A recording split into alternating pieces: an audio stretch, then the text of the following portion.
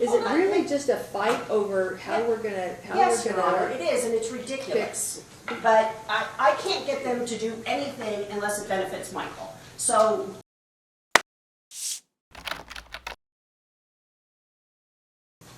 resolved on this? So I wish. Yes, Yes, there was a settlement 2 years ago, Your Honor. Yeah. So, what are you seeking to compel the distribution? Because is it a motion to enforce a settlement agreement or? No, Your Honor, there's two separate things. One, our petition to ratify the accounting. Pursuant to the settlement agreement, our client, J S Kellman, had to produce an accounting for the time period in which she was the POA as well as the trustee. We have done that through different accountings, and there were objections made that we believe had no basis at all. And in order to move this matter along, because it's just been trailing on and on, we brought the petition to ratify the accounting. Okay. And so there's, we outlined the objections that he had, why we think they have no merit, and there is this outstanding issue, which I know the court does not favor, but we've been trying to distribute the personal property pursuant to the settlement as well for the last 2 years. And there's a fight over who gets to pick first? yes, or whether it should just all be sold and distributed. Okay. Briefly, because you guys know, we've done some things. Sorry. So, with respect to the accounting, are there? Yes, I mean, essentially what happened is in the settlement, we agreed to a lot of things, but we didn't agree with respect to any money that was ever distributed to Joy and Sherry, the two sisters of my client, Mr. Kellman. And we wanted to see the support. We wanted to see the documents. There are 2 time periods that are really at issue. One is a time period while Mildred was alive and Joy was using a power of attorney and the distribution she made at that time. And a second time period after Mildred had died. And at that point, after Mildred had died, Joy and Michael were co-trustees, so any distribution of the money under both the trust and under state law would require the consent of both trustees. And we have issues because a lot of money was distributed that my client never agreed with. And so we identified in our opposition to the petition the specific charges that we have issue with, and we're happy to go through them today. It does say limited objection. Yes, limited, because we don't object, most of what's in the accounting we don't object to. There are certain charges that altogether add up to approximately $144,000, and they're all broken down by what the basis of the objection is and why we have a problem with them, and they are all monies that went to either Joy or Sherry. And that's not entirely true, Your Honor, and this is our petition. For example, after the settlement in connection with the accounting, we provided legal services to Joy as the trustee related to the administration of the trust. They've objected to them on twofold. One, that his client didn't consent to my retention, which is kind of ridiculous, Your Honor. A co-trustee doesn't have to consent to a trustee hiring counsel. And then he objected that there was no proof provided. We attached all our invoices in redacted form. They have not raised any objection as to any one of our entries. So we believe that objection is without merit. Well, there were a lot of, literally, objections to like charges for $80. Those were dropped, Your Honor. Okay. We identified that they were things that we objected to, but that we were not going to ask for those to be recovered. But there are, significantly larger items, $20,000 or. And it's your petition, so. Thank you. Sorry. So they essentially object to every single dollar going to my client, which is absurd for a number of reasons. There's 3 different transfers, one for $1,900 and some change, one for $20,000, and one for a little over $17,000. It doesn't appear that the objection is that these things aren't documented. You have thousands of pages. No. Exactly. There's, I think, 6,000 pages. Yeah. So with respect to these transfers that went to my client, they were transferred to my client in order to pay Mildred's bills during a time period in which there was fraud on Mildred's account. We have identified and provided backup documentation for every one of these expenses that make up all these dollar amounts, which include caregiving services, accounting fees, attorney's fees unrelated to this matter. And they have not. The sisters reimbursing each other for mileage and. Well, that's a different issue, but the transfers that went to my client's account to pay expenses, they have not objected to the payment of any one of those expenses. And in fact, pursuant to the settlement agreement, they're precluded from doing so because most of them were paid to third parties and were over $2,500. So instead of looking at what the expenses were for, in which we provided documentation, they just blanketly object to the money going to my client's account. And that's entirely improper and without merit. There's also expenses that went to a property that's held by another trust, but this trust owed that trust money relating to the property.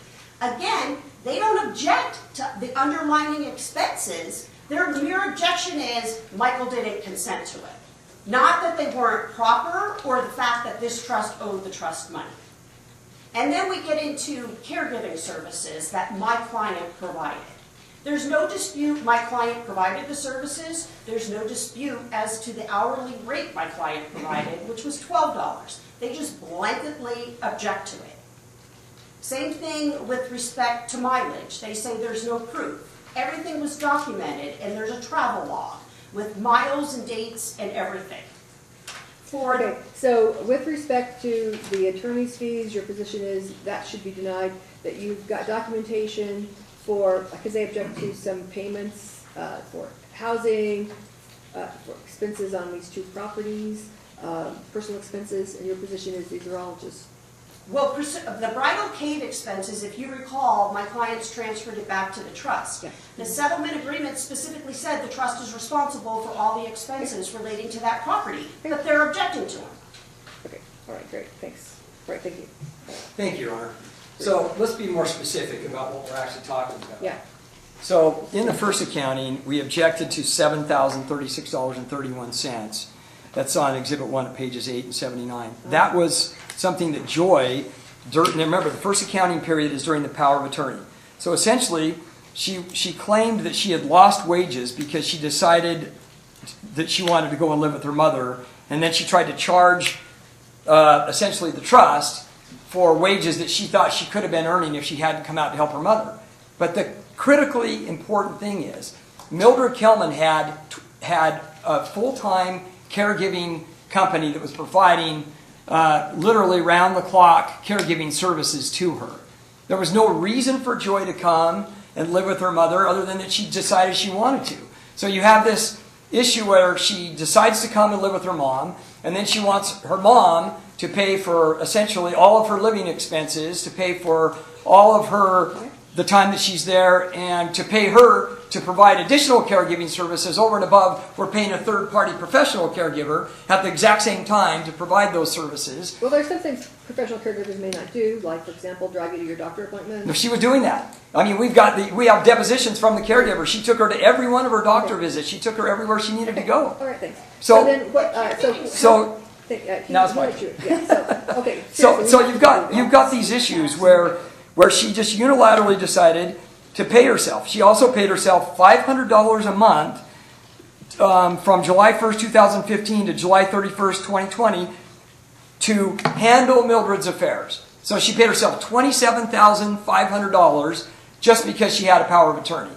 And she might have to do something once in a while. There's nothing that shows that Mildred ever approved any of these expenses or that these things were something that were approved by her that she wanted to have happen.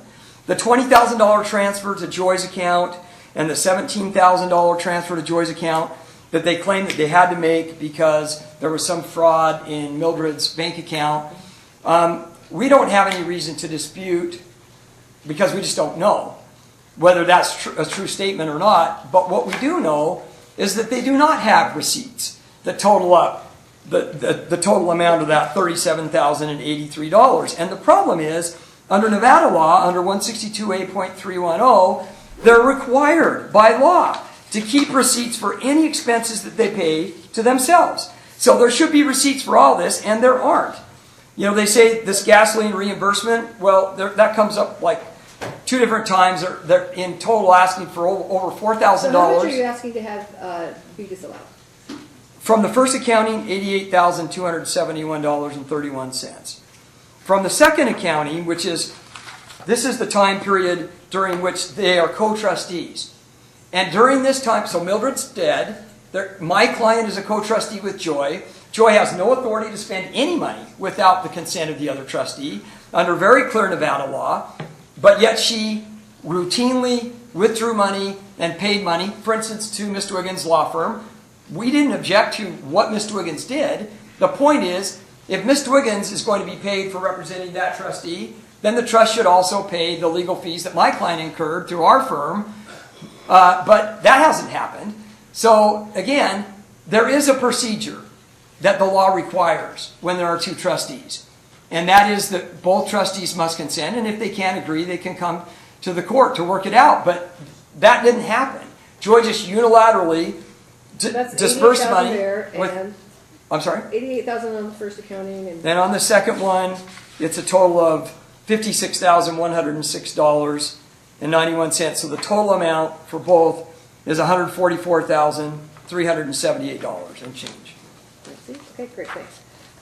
Okay, so I think the next thing, Ms. Wiggins, is with respect to this petition for like distributing the property, is it really just a fight over how we're gonna, Yes, Your Honor, it is, and it's ridiculous.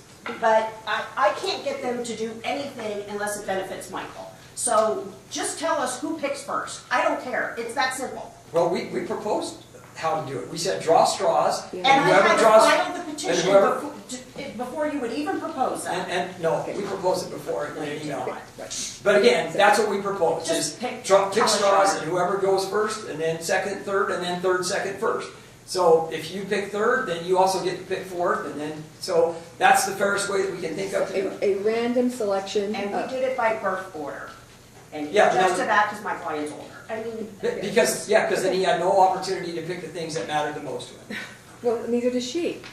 Well, that's why it needs to be random. That's why it needs to be random, so Right. everybody has an equal opportunity. Okay. And they would not do that. They refused to do anything other than the older sisters went that's not first. true. Who's gonna oversee this alleged random selection of? We asked for a mediation a long time ago, more than 6 months ago. Okay. We asked to have both parties to agree to a So mediation. here's my question. I agree. You need to get this done. This is never going to get any better. So these people cannot agree. So how would you propose that I this don't be even done? care at this point, Your Honor, just tell us. Okay. So I mean, I agree. Okay, let's do random. That way, it doesn't favor anybody by birth order. I mean, because it seems to me that if you go birth order, oldest person first, youngest person third. Next round, you go second, third, second, That's third. fine, one. let's do that. I don't understand that. But if they want to make it totally randomized, fine. Draw straws. I don't care. We'll go random. What's the process? What's the timeline? Yeah, you're right. You need something that just tells these people. I think the only thing we The thing can is, agree they on. aren't going to agree. Somebody's going to have to tell them. I have to tell them, but what do I tell them? That's not what I'm saying. I think we. Random? Fine, do it random. Draw straws to see who goes first. And I also suggest, Your Honor. Can I you- speak, please? Yes. I thought you were done. We're I- gonna draw straws. Thank you, guys. We're going to draw straws. That's number one. Then we do it by category. We have jewelry, we have silverware. I think it's agreed the furs are going to be sold, which I've just heard the first time in his opposition, and then the rest is just household furnishings. We do it in those categories. Okay. What? Yeah, I don't know that we need to have categories. I think we just, whatever you want to choose and do it by value, but I think we need an independent third party that can, act as a So he's special gonna have master to be essentially referee? to get it done. You're willing to pay somebody to come and sit with you guys, like from either of the law firms? Yeah. Who do you recommend? Not I. We're gonna Not put this is it. These people aren't gonna agree. That's right. Your clients aren't gonna agree. We're gonna tell them. Okay, so what do we tell them? We're gonna do this random, we're gonna draw straws. Fine, that's number one. Number two, we're gonna do this in categories. But we need somebody, if we're gonna do that, who is in charge of deciding if this is jewelry versus an object art. How about Greg Morris? Do you have a problem with Greg Morris? If he's I'm not sure we want to pay that hourly rate. How about Donaldin Wasano? I don't even know who that is. She's a fiduciary. Yeah, somebody who's gonna be, I'm we aren't gonna. I'm fine with pay a lot. anybody who's like an independent. So any third independent, party. we'll find an independent person, you guys can each, Dan and I can figure that out. submit it, We each can- of you, if you can't, submit me a couple of names and I'll pick one of them, I don't know who these people are. So yeah, we'll do it in categories, that person gets to tell these folks, this is how it's gonna happen. She's in charge, she's our referee, she's in charge. That's fine. Okay. And FERS will be sold, okay? All right, I think that resolves that issue, but that's done. Okay, now, as far so, as the accounting, I don't look at this, but, I mean, this is why I said, you've got, I said it was thousands, and Wiggins had a better idea, thousands of pages of documentation. But not on these items. No, Okay. and that's That's the not point. true, Your Honor, and I do need to clarify something, Yeah. because if you look at page 6 and 7 of our initial petition, that's the $37,000 that was transferred to my client's account. Right, yeah. He says there's no receipts. You have roughly 19,000 of that is Senior Helpers Las Vegas, which is the caregivers. She's paying the caregivers. They're objecting to that. Yeah. You have taxes for property, real property taxes. You have Right. accounting We'll go through fees. that. You have attorney's fees. All that's been provided. Okay. And the agreement specifically said they could not object to anything less than $2,500 to a third party. Yeah, okay, so, But And, these- and under 2,500 to a third party, okay, great. But these aren't disbursements to the third party. These are disbursements to Joy and Sherry that they are then. To pay third Oh party. my- Yes, that's not what the agreement that's a says. distinction without a difference, Your Honor. I I would mean, agree. come I on. would agree. So, all right, we'll take a look at that.